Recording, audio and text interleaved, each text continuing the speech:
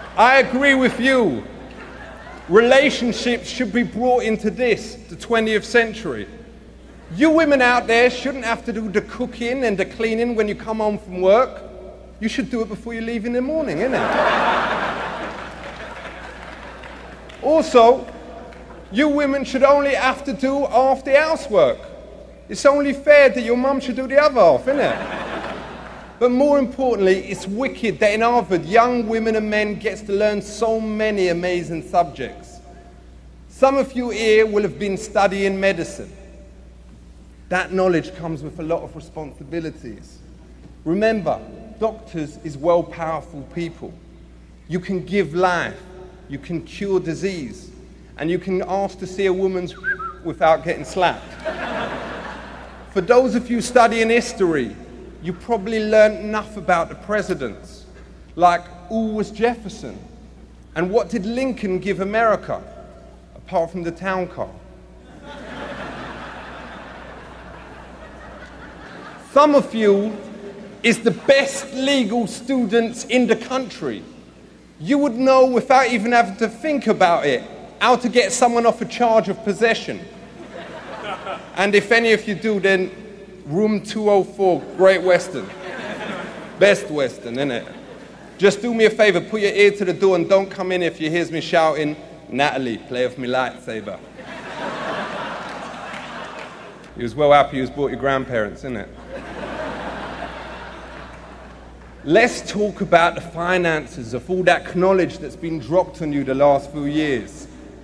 It costs $38,000 a year to go to Harvard. Now, I don't know how you lot has earned that, apart from you. And you has earned every penny.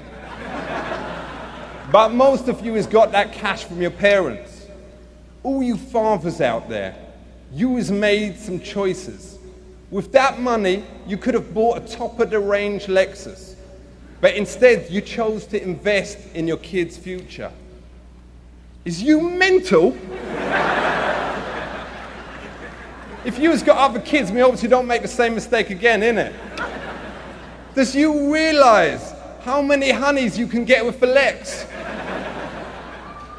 Hello, sweetness. My son's got a Harvard degree. What? Who cares? Or, hello, darling. Want to check out the DVD player in the back, all right? Oh, what's that? Ostrich leather. Ooh. Not inappropriate, not inappropriate. That was in the balance, that one. So students, give it up for your parents. Give it up for them. Respect them. All right, enough. All right, chill out. Let's talk about the future, your future.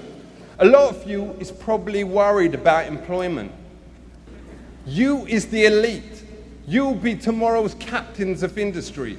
Sitting in front of me is probably the next Bill Gates, Donald Trump, and even Ronald McDonald.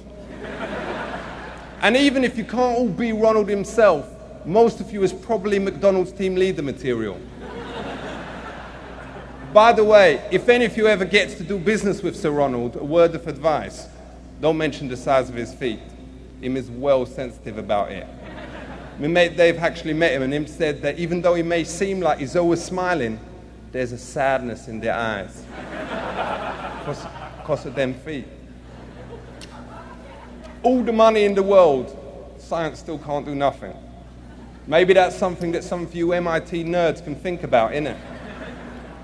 You lot will become powerful people who can change the future. And you need to, because the world at the moment is totally blank, ucked. You know the word. I've been told I ain't allowed to say it. You know, the rude word. You definitely know. With the whole team. Anyhow, you has got to think about the problems in the world, because you has got to sort them out, innit? Look at the environment. In 100 years' time, there won't be no more rainforests. The ice caps will have melted. Look at the state of family today. Girls is having sex at younger ages. There's an increase in absentee fathers, and more people is having affairs. But we shouldn't just concentrate on the good things.